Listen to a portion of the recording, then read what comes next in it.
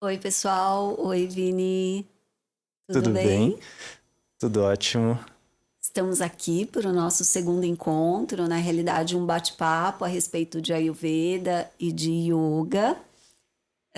No primeiro encontro, a gente falou um pouquinho a respeito do Ayurveda, falamos a respeito dos cinco grandes elementos, né, que compõem aí toda a constituição, né, tanto é, dos seres vivos quanto dos seres não vivos. E batemos um pouquinho também a respeito, um papo a respeito do yoga, né, da origem, mas hoje o foco é um pouquinho mais no yoga, né, Vini? Isso mesmo. Meu nome é Carlos, estou aqui para a gente conversar com vocês, junto com a Márcia.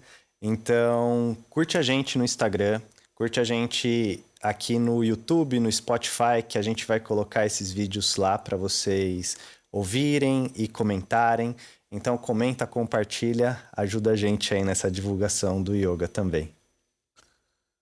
Vini, eu acho que o yoga ele é muito amplo em termos de práticas, né? Então, assim, geralmente quando as pessoas vão para uma escola de yoga, é, assim, sem saber nada, acaba se assustando, porque a pessoa, né, a recepcionista, às vezes começa, você vai fazer aula de Hatha Yoga, você vai fazer Ashtanga, você vai fazer, enfim, você vai contar pra gente hoje. Sim, vou trazer essa luz aí, né, sobre o caminho do yoga também, que eu acho super interessante. E é uma grande dúvida que alunas têm, né, de perguntar qual estilo de yoga você pratica. E às vezes ela não sabe qual o yoga está praticando ou quais yogas ela pode escolher. E eu acho que isso vai ser interessante a gente comentar, porque a pessoa ela vai se identificando com alguns estilos, com a metodologia daquele estilo também para daí seguir um caminho. E não necessariamente a gente vai ficar em um estilo só para sempre, mas se a gente tem o conhecimento desse leque, né, de possibilidades, aí isso ajuda bastante. Abre opção de escolha dependendo do momento que eu estou da Perfeito. minha vida, né? E assim, para a gente entender tudo isso, a gente precisa voltar 5.000 anos atrás. Então, pode falar. Não, é assim, o yoga, eu coloco ele num topo e aqui eu posso abrir ramificações de escolas há 5.000 anos ou não? Vamos Não, lá? vamos lá, vamos Ah, começar do começo então. O yoga, ele foi passado só de mestre para discípulo mesmo. Então, a transmissão do yoga era muito via oral, não tinha escrita ainda. E aí, nisso, essa tradição de se passar yoga para discípulo se chamava em sânscrito, né? Parampara, que significa sucessão, que significa um atrás do outro mesmo. Então o yoga veio dessa forma, de mestre para discípulo. Há 200 anos antes de Cristo e 200 anos depois de Cristo, surgiu Patanjali com a escrita. E aí quando ele escreveu o que era o yoga, aí então começou a se ter uma ideia realmente de que caminho surgir. Então Patanjali veio, falou o que era o yoga, né? Que nos seus primeiros aforismas ali ele fala yoga Chitta Vitri Niroda, né? Então, o yoga é a cessação dos nossos pensamentos, né? A cessação dessas ondulações da mente. E aí também ele estipulou 8 caminhos para a gente alcançar a realização, que seria talvez um encontro com Deus, talvez um encontro com o eu, né? Com o todo, né? Com toda essa natureza. Então, como antes de Patanjali veio sempre trazendo ali o mestre e o discípulo, tiveram muitas divergências de escolas, né? Muitas divergências assim de pensamento, de metodologia, de como trazer esse ensinamento para as pessoas, de como contextualizar também o yoga. E aí então Patanjali veio, conseguiu compilar. Só que mesmo compilado, vai surgindo outras ramificações. Então, com Patanjali, a gente fala que surgiu o Raja Yoga. Então, o que é o Raja Yoga? É o yoga real. hum, Então, é assim, é o que Patanjali veio para ensinar, que é aquele yoga mais meditativo, onde a gente senta para meditar, onde a gente pratica alguns asanas, algumas posturas, para conseguir ganhar espaço e criar espaço no corpo para conseguir sentar e meditar. Onde a gente também traz um pouco mais da inteligência, da respiração. Então, essa foi a primeira escola, que é o Raja Seria o Yoga. primeiro yoga que se praticava. Eu posso pensar assim ou não? Pode pensar exatamente dessa forma, porque quando Patanjali escreveu os 196 aforismos, né, que são frases que daí vai dando a explicação do que é o yoga, ali surge essa primeira escola. Então, por isso que Raja, né, tem esse significado de real. Então, é a real escola de yoga, né, real yoga. E aí, nesse sentido, já surge essa primeira escola, mas daí tem outras ramificações aí também, né? Então, por exemplo, teve um grupo que estudava muito as escrituras, o conhecimento, questionava muito também o que era toda essa natureza, né? Então, questionava mesmo tudo. E essa escola de yoga se chama Jnana Yoga, que é a escola da sabedoria, que é a escola do estudo mesmo. E dentro dessa escola, eles seguiam muito do que veio do Vedanta. Então, é uma escola não dualista. Então, eles acreditam que tudo está interligado. Então, o eu mesmo com o eu maior, se a gente pode chamar assim, que pode ser Deus, pode ser uma divindade, está tudo interligado, é uma coisa só. Então, eles questionam muito a natureza, questionam todos os saberes da natureza, mas eles acreditam que tudo é interligado. Aí tem outras escolas também. Tem uma escola que se chama Bhakti Yoga. Então, Bhakti Yoga é o yoga da devoção, é o yoga do amor. Então, eles acreditam que tudo é Deus, sabe? Então, esse microfone aqui é Deus, essa mesa aqui é Deus. Então, na escola de Bhakti Yoga, eles enxergam Deus em todos os seres. Então, assim, um pouco da diferença do Bhakti Yoga pro Jnana Yoga é que o Bhakti Yoga não acredita na dualidade, na não dualidade, né? Eles acreditam nessa dualidade. Então, que o ser, ele é individual, né? E o Deus ou o ser esse universal, ele tá em outro estado. A gente precisa alcançá-lo. E é por isso que tem essa devoção.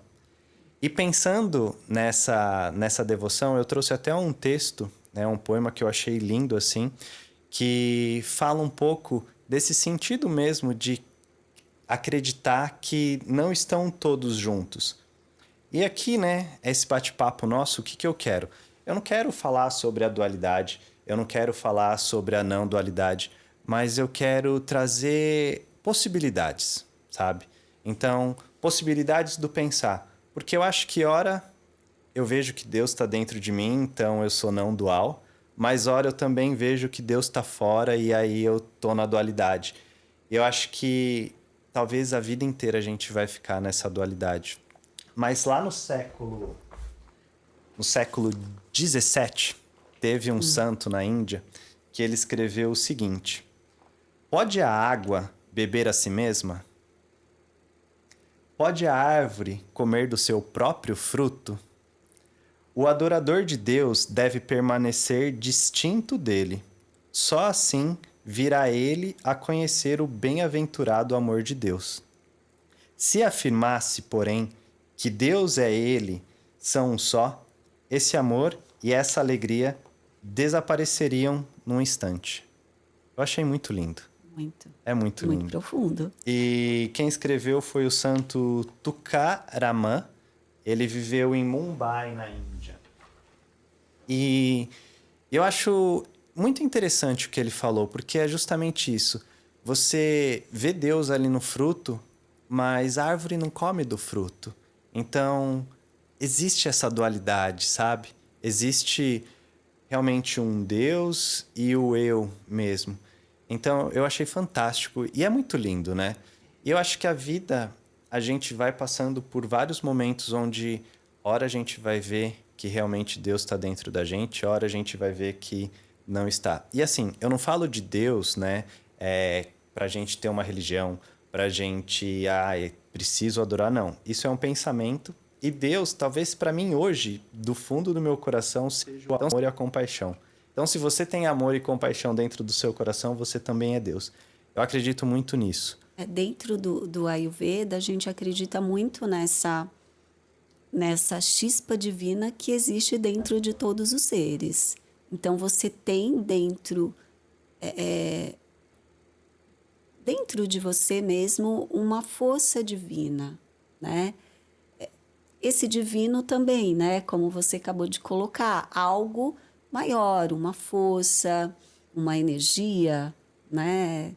Hoje, né, a gente, enfim, não necessariamente uma persona, né? Algo, mas existe uma força, uma chispa divina que veio no momento da criação. E aí todos os seres têm essa força interna. E Vini, só uma dúvida antes de você mudar assim de escola, né? Posso dizer, né? Sim. Essas que você trouxe até agora para gente, eu posso fazer em conjunto, assim, numa prática. Ainda se pratica isso? Com certeza. Porque assim, o que é esse podcast? O que a gente precisou fazer para vir aqui? A gente teve que estudar. Sim. A gente pegou livro, eu peguei esse texto. Então isso é Yana Yoga, entende? Quando a gente está aqui conversando, eu vejo Deus em você. Então eu também tô no Bhakti Yoga, entende? Eu tô nesse yoga devocional de ver Deus em você, de ver o amor, de ver a compaixão. Então eu acho que a gente vai flutuando dentro dessas escolas principais, né? E o que é interessante, dentro do Bhakti Yoga, por exemplo, o que se faz bastante de rituais, né? Então, tem as pujas. Pujas são rituais a deidades na Índia, né? Aqui no Ocidente, a gente poderia falar que o Bhakti Yoga seria a missa, por exemplo. É porque são oferendas, né? Que você Sim, faz para uma deidade, né? isso. Todo E um ritual, todo o né? ritual ali, né? Isso. Às vezes, eu vou acompanhar dentro de uma igreja, um culto. Aquilo também é Bhakti Yoga, né? Então, o Japamala também, a gente cantar os Os mantras, mantras. isso é Bhakti Yoga. Os Kirtans também, que é uma forma de adorar Através dos dos mantras, né? mantras, né? Do Kirtan, né? Que é onde as pessoas se reúnem para cantar mantras. Para quem não sabe o que são mantras, né? São, vamos dizer, versos, né? Que você vai colocando numa forma musical, uma Sim, forma cantada. pode ser isso, numa forma cantada, né? São versos para deidades ou simplesmente para o yoga também, que isso acontece. Então, isso tá tudo dentro de Bhakti Yoga, né? Então, a gente falou de Raja Yoga, Jnana Yoga, Bhakti Yoga. E aí tem também o Karma Yoga. Se fala muito em karma hoje em dia, né? E essa talvez seja uma das grandes polêmicas aí da gente conversar. Mas karma, ele significa ação. Então, Karma Yoga é o yoga da ação. Isso daqui é Karma Yoga. Eu acho que às vezes as pessoas colocam um peso muito grande na palavra karma como se fosse algo negativo. E não é ação. Então, quer dizer, tira você da inércia ali do repouso e te põe na ação. Sim, você falou uma coisa muito boa, te tira na inércia e põe na ação. Porém, se você fica na inércia, escolhe estar na inércia, isso também é uma forma de ação. Então, a não ação também é uma ação.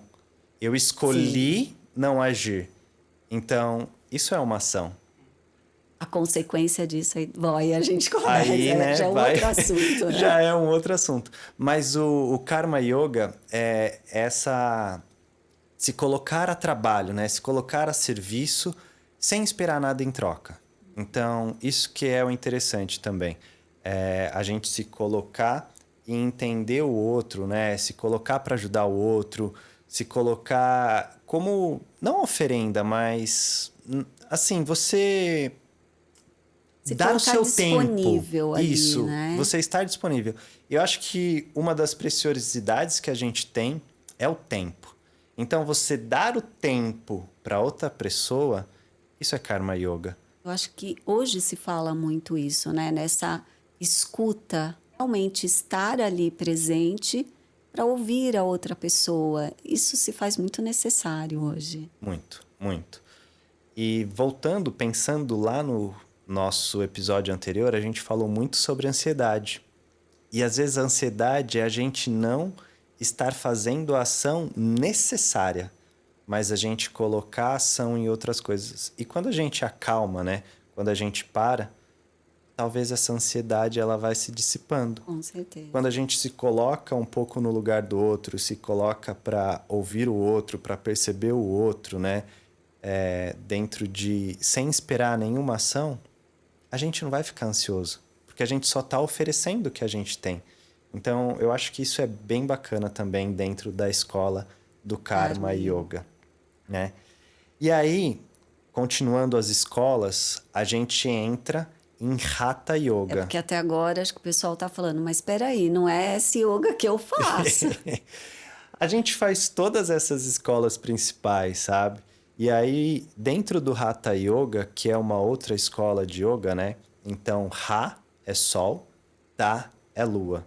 Então, Hatha Yoga é onde a gente traz movimento para esse corpo, né? Onde a gente quer deixar esse corpo saudável, onde a gente quer deixar essa mente mais tranquila, onde a gente quer trazer muita saúde para esse corpo. E é por isso que a gente pratica os asanas, né? Então, dentro do Hatha Yoga é que se faz os asanas. E asanas são as posturas dentro das práticas de yoga, tá? E aí, pensando assim, então asanas a gente não faz nas outras escolas? Sim. Raja Yoga, por exemplo, que é a primeira escola de Patanjali, né? Se fazia essa postura, que é sentada. Então, se fazia também Lotus, né? Eu não vou fechar o Lotus, senão eu vou bater no microfone aqui agora. E aí, se fazia 3 posturas ali sentada dentro do Raja Yoga, que era mais para sentar e meditar. E assim, o objetivo do Hatha Yoga é chegar no Raja Yoga, que é sentar e meditar. O objetivo da escola de Karma Yoga também é chegar em Raja para sentar e meditar, sabe? Porque todas as escolas têm a mesma característica, assim, a mesma busca, né? Que é o conhecimento do eu, né? Quem eu sou? Para onde eu vou? O que eu estou fazendo aqui? Então, todas essas escolas, elas vêm para justamente a gente conseguir entender quem a gente é.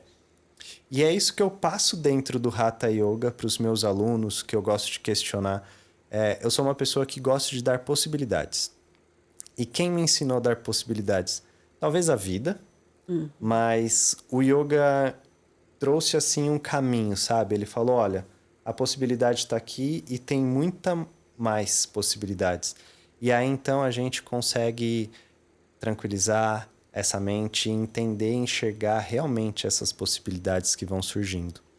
E só antes de você continuar, Vini, o Ayurveda, a gente comentou que Ayurveda e Yoga são ciências irmãs, e justamente o Ayurveda ele vem para preparar o corpo, para deixar o seu corpo sadio para a prática do yoga.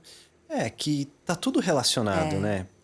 Então, se tá tudo relacionado, a gente pode pensar em Jnana Yoga, que é tudo uma coisa só, entende?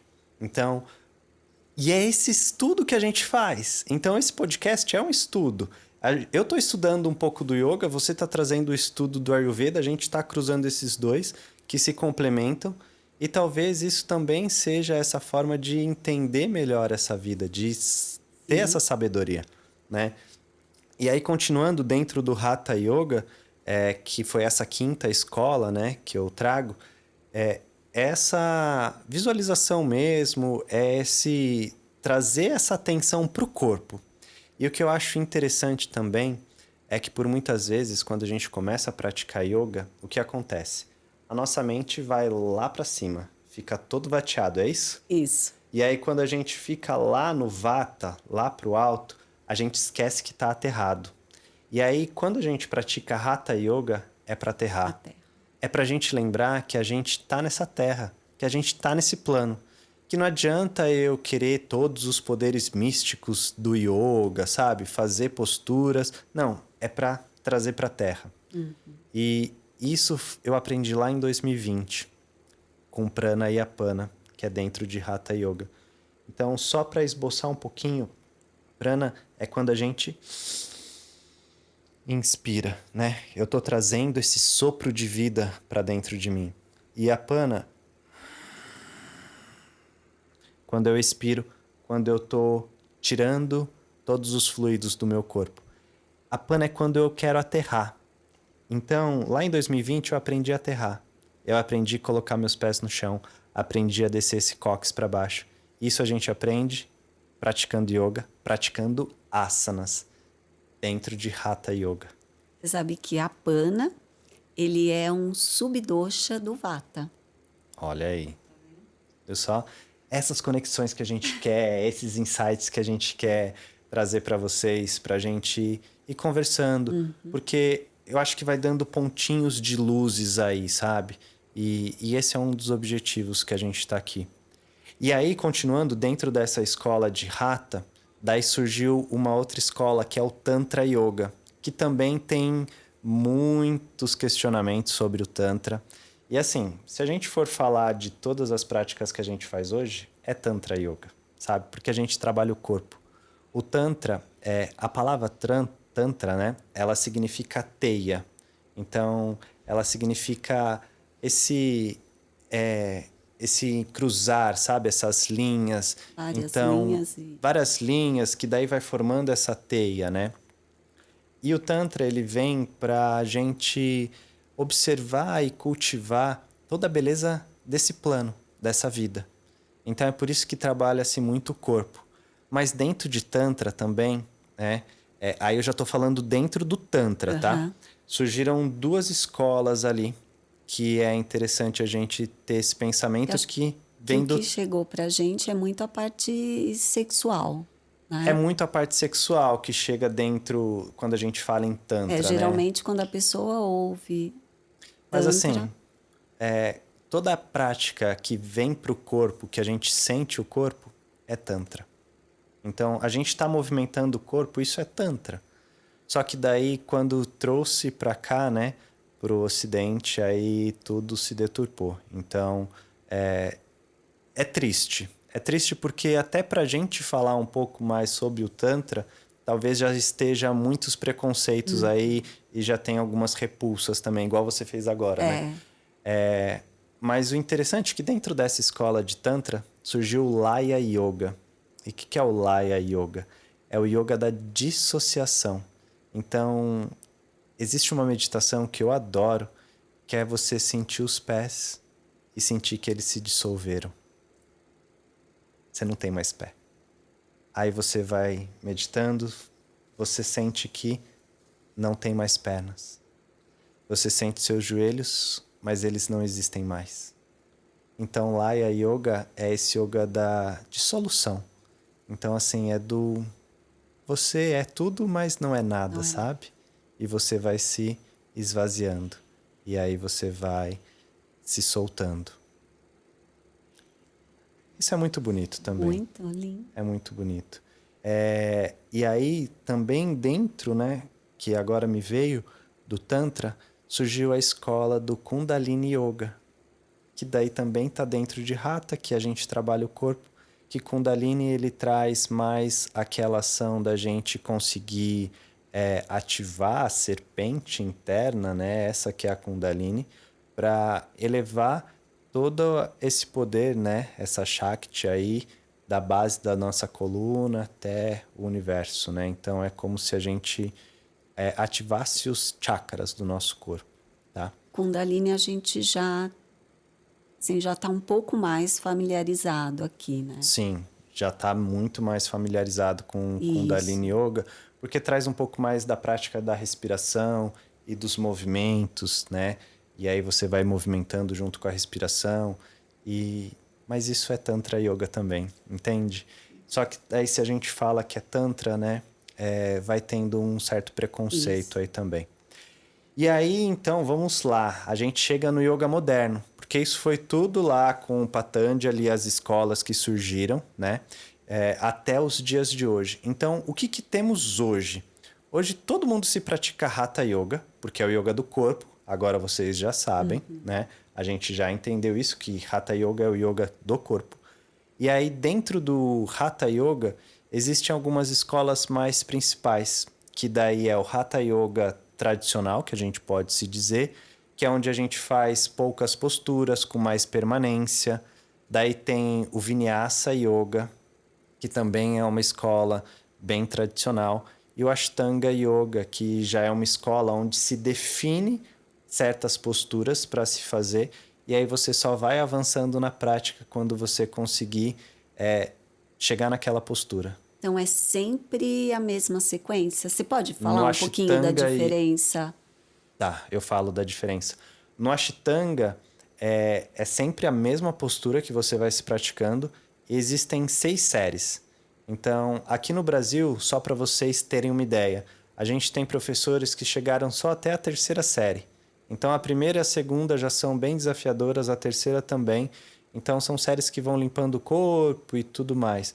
E assim, é sempre a mesma sequência ali. Dentro do Vinyasa, é um pouco mais fluido, né? É um pouco mais solto, mais livre. Eu sou professor de Vinyasa e de Hatha Yoga, que eu tenho essas duas formações. Então, dentro do Vinyasa, a gente tem uma sequência também, né? Tem alguns pilares. Então, quais são os pilares do Vinyasa, né? É o Drishti, o olhar. Então, eu preciso estar com o olhar aqui, mas eu estou enxergando tudo. Então, quando eu elevo as mãos, por exemplo, eu olho lá para as minhas mãos, né? Então, eu elevo o olhar. Quando eu desço, eu levo as mãos no chão e olho para o umbigo. Então, tem esse drishti, esse direcionamento do olhar. Tem também ativação dos bandhas, que a gente pode falar depois o que é bandhas, mas são centros de energias, tá? A gente tem Mula Bandha, Uddiyana Bandha e Jalandhara Bandha aqui, que daí você faz a prática inteira com esses bandhas ativados. E aí também tem a respiração em Ujjayi Pranayama, que aí é uma respiração vigorosa, onde a gente ouve a nossa respiração. Então é mais ou menos assim.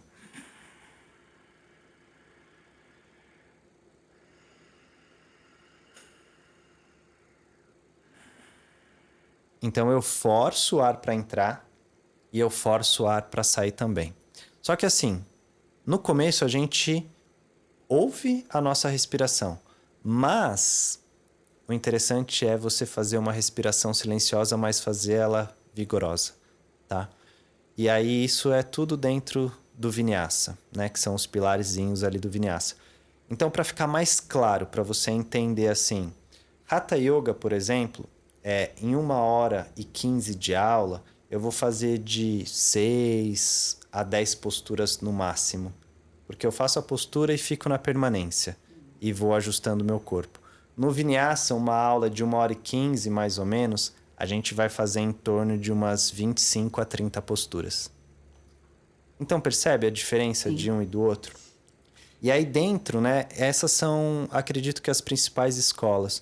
Mas daí surgem outras escolas também. Porque lembra lá no começo que eu falei que o yoga era passado via oral? E assim, existem vários estilos de yoga, existem várias formas de se praticar yoga. Então tem o Yin Yoga, que é o yoga mais para dentro, que você se recolhe um pouco mais. Tem aí depois o Power Yoga, que já é um Vinyasa, então tá dentro do Vinyasa, mas é uma aula porreta, que daí já traz um pouco mais de vigor. Potência, mais vigor. Isso. Tem o Dance Yoga, né? Que é o yoga da dança, que também é super interessante. Eu ia super curtir, mas ia passar uma vergonha, porque esse quadril aqui é super duro. Mas existe essa forma também de se praticar. Essas práticas, elas surgem aqui no Ocidente ou elas também têm origem na Índia, você sabe? Elas têm mais origens no Ocidente mesmo. Tá? O Dance Yoga, por exemplo, Ele surgiu aqui no Brasil, com uma professora do Brasil, maravilhosa. E aí, então, existem várias. Por exemplo, aqui na nossa cidade também tem o Bioflow Yoga, que é um vinyasa também, mas é uma prática um pouco mais fluida, um pouco mais leveza. Tem também, dentro dessa prática, né, do Hatha, a yoga restaurativa. Então, é onde a gente para o corpo, tranquiliza. Então, Maravilhosa. uma prática de yoga restaurativa, em 1h15, 3 posturas no máximo, 4 posturas ali, sabe? No máximo 4. Porque é justamente para você ficar na postura, relaxar. E aí a gente usa muito props, muitos acessórios. Eu ia perguntar justamente isso. Quando que surgem os acessórios? Boa. Eu falei, mas esqueci que dentro do Hatha Yoga tem o Iyengar Yoga também. Então, Iyengar, Vinyasa e Ashtanga foram as principais escolas modernas. E o Iyengar, ele foi percebendo que alguns alunos não tinham tanta elasticidade, tinham dificuldade mesmo de colocar a mão no chão, né? Um desafio de segurar os dedos do pé com a mão. Então, ele trouxe acessórios. Então, acessórios para facilitar a prática, para a gente conseguir sentar e meditar. E aí, então, por exemplo, sentado aqui, né? Se eu tô com o meu joelho muito alto, eu preciso ir colocando assento, né? Almofadas e tudo mais embaixo do meu quadril para elevar esse quadril, para deixar o meu joelho na altura do meu quadril, para não deixar o pessoas ali tão fortalecido, né? E fazendo força.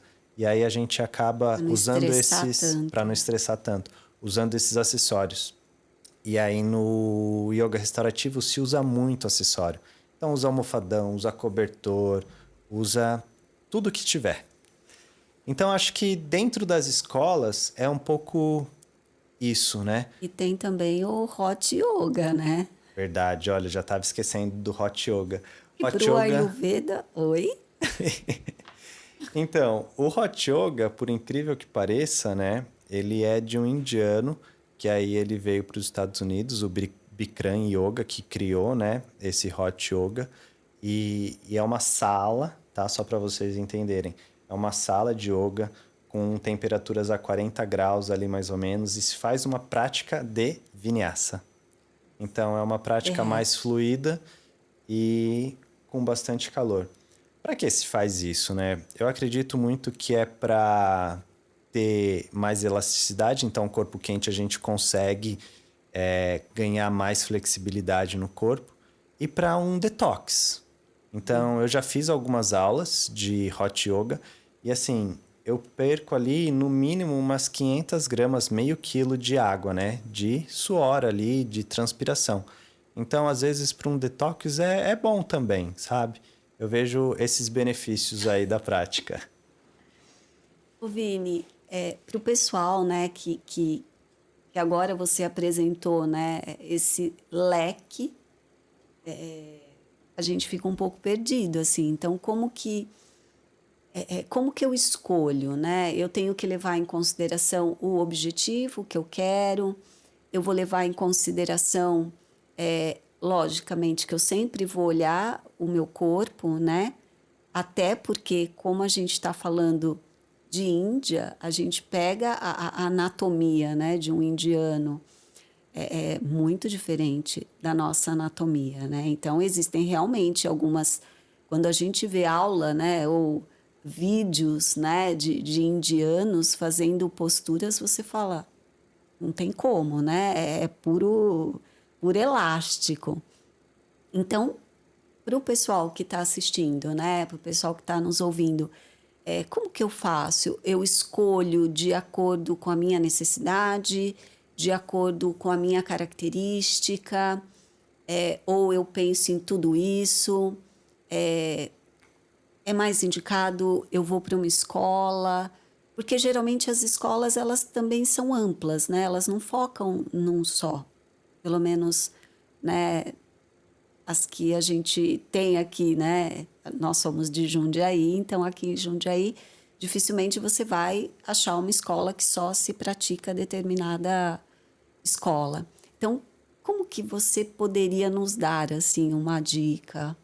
A dica que eu dou é o seguinte: eu acredito que vale muito a pena começar com Hatha Yoga tradicional, ou até mesmo com a Iyengar, porque você vai entender a postura, você vai entender para onde direcionar seu corpo com mais tranquilidade.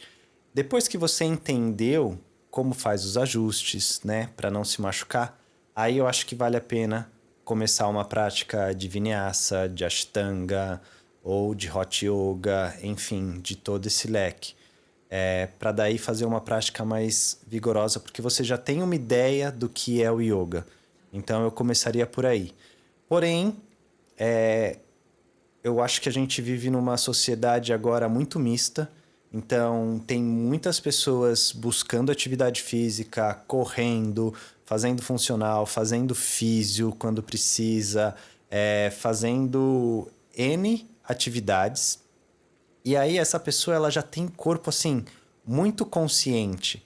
Então talvez não vai ser interessante ela começar com Hatha tradicional, que vai ter poucas posturas. Talvez essa pessoa ela já vai ser direcionada direto para o Vinyasa. Eu já direcionaria direto para o Vinyasa. Por quê? Porque ela já tem esse conhecimento do corpo, ela já tem essa habilidade e já pratica. Então eu tenho alunas, por exemplo, que praticam todos os dias alguma atividade. Então o yoga para ela vem mais numa forma de relaxamento, uma forma de acalmar. Aí a gente faz um mix, né? Porque tudo depende do dia. E eu acho que isso que é o interessante. Porque quando a gente começa a praticar yoga, a gente entende e começa a perceber o que eu estou precisando. E aí, quando eu entendo o que eu preciso, essa semana eu vou na aula de Vinyasa. Essa semana eu estou precisando de uma aula restaurativa. Essa semana eu preciso, suar, preciso soltar todas essas toxinas do meu corpo. Vou no Hot Yoga. Entende? Essa autoobservação, essa autoanálise, que é o que o yoga traz. É esse o sentido do yoga. É o sentido da gente começar a entender quem a gente é e o que a gente precisa. E quando a gente começa a entender o que é, né, e vai se aprofundando nessa prática, tem uma palavra em sânscrito, né, que se chama samskara. Samskara são sofrimentos. E aí, ao longo dessa vida, a gente vai colhendo muitos sofrimentos. Até mesmo de outras vidas, se você acreditar. De quando você estava no útero da sua mãe, pode ter acontecido alguma coisa e aí veio um sofrimento, enraizou. Ou ao longo dessa vida inteira também chegou alguma coisa. E assim, quando chega, tá aqui, ó. Tá na pele, tá no corpo, tá no intestino, tá nas pernas, tá no nosso corpo todo. E por que a gente pratica yoga? Hatha Yoga, né? E todas essas escolas do Hatha para trazer esses sofrimentos que estão enraizados na gente para a superfície. E quando eles chegam, vai embora. Então, é o que eu sempre falo, né, para os meus alunos. Eu não vou deixar aquele sofrimento ir embora da minha vida para sempre, né? Algo que me feriu muito, eu não vou pensar mais naquilo, eu não vou sentir mais aquilo, eu não vou viver mais aquilo. Não, isso não vai acontecer. A gente consegue trazer e consegue só não reagir. Então, algo que aconteceu tá aqui, não vai mais embora. Não tem como a gente colocar um Tatuado. papelzinho, tá tatuado, sabe? O sofrimento já foi instaurado. E aí a prática do yoga vai ensinar a gente a passar por esse sofrimento de uma forma mais leve. Então, com a impermanência, né? Então, a impermanência, o que que é? É saber que todas as sensações, elas têm a mesma característica, que é a característica de surgir e desaparecer. Então, a impermanência é a gente saber que tudo vai fluir, tudo vai acontecer, tudo vai se moldar, tudo vai mudar, né? E a gente não Nada é vai pra criando... sempre, Nada é né? para sempre. E a gente não cria nem apego e nem aversões a essas sensações. Mas aí vocês me perguntam, né? Tá, mas daí a minha vida vai ser uma vida monótona? Vai ser parada? Eu vou ficar sempre aqui sentadinho, tipo, com cara de paisagem, Não. O que que a gente quer? A gente quer viver essa vida. Não é isso que eu falei lá do Hatha Yoga, de sentir o corpo, de Sim. saber o que está aqui na Terra? Então, quando a gente vive a vida, a gente chora, a gente grita, a gente fica feliz, a gente dá pulos de alegria.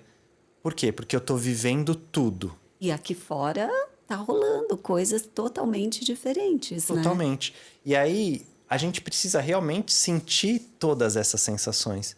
Mas lembrar que todas essas sensações, elas vão passar. E essa é a impermanência. Então, não é eu viver apático a tudo que acontece na minha vida e, ó, agora eu sou zen, o mundo vai cair, eu vou perder familiares, né? Não, E eu porque não vou até sentir nada a gente porque tem eu um sou papel evoluído. aqui, né? Então, assim, é realmente sentir, é ficar triste, é ficar feliz, é ficar com raiva. Vocês acham que eu não tenho raiva? Lógico que eu tenho raiva, né? Mas, assim, é saber que isso vai passar. E Então, para isso a gente tem o Ayurveda para ajudar a te equilibrar. é isso. E aí a gente vai usando essas duas ciências, ciência do Ayurveda e a filosofia do Do yoga, yoga. para a gente trazer leveza para o corpo. Esse é o sentido também desse podcast, para a gente conseguir entender aí como tá tudo acontecendo aqui. Eu acho que, né, não é à toa que são ciências irmãs, né? Porque o Ayurveda ele traz justamente essa autoobservação, né? Que para você se manter, né, num equilíbrio, você tem que se conhecer, você tem que se auto-observar. E é o que você falou. Não existe, não, agora eu sei como eu sou. Sabe nada. Por quê? Porque daqui a pouco vai acontecer, a gente vai sair daqui, a gente vai, de repente uma pessoa te fecha e você já mudou seu humor. Daqui a pouco você chega, uma pessoa te elogia, então já foi uma outra ação. E o Ayurveda ele traz isso, né? Ele traz essa autoobservação, justamente para que você se auto-observando, você consiga entender quais são os seus desequilíbrios para você poder ajustar. E eu acredito muito nesse trabalho do Ayurveda casadinho com o Yoga, porque tudo isso que você trouxe para a gente hoje é muito transformador, assim. Então, uma pessoa que procura o Ayurveda porque ela está com ou um desequilíbrio ou uma doença já instalada, o yoga é uma ferramenta maravilhosa, né? Então, um professor de yoga que tem essa visão realmente, né, do que realmente é o yoga, quais são as N possibilidades, ele pode, juntamente com o terapeuta ou com o médico ayurvédico, transformar a vida daquela pessoa, sabe? Transformar no sentido, trazer ela para a sua essência. Então, eu acredito muito nisso.